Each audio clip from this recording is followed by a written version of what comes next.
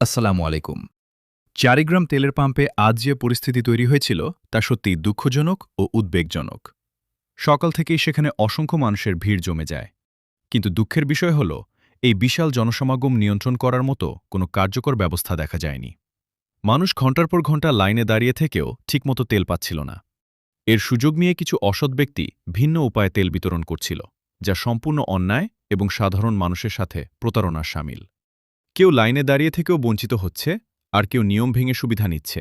এটা কখনোই গ্রহণযোগ্য নয়। এ ধরনের বিশৃঙ্খলা শুধু সাধারণ মানুষের কষ্টই বাড়ায় না, বরং সমাজে অবিচার ও অসন্তোষ সৃষ্টি করে।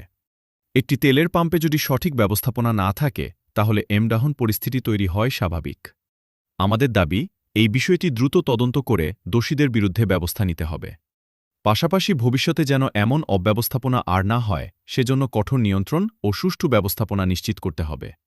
সাধারণ মানুষের অধিকার রক্ষা করা সবার দায়িত্ব। আমরা চাই সঠিক নিয়মে সবার জন্য সমান সুযোগ নিশ্চিত হোক।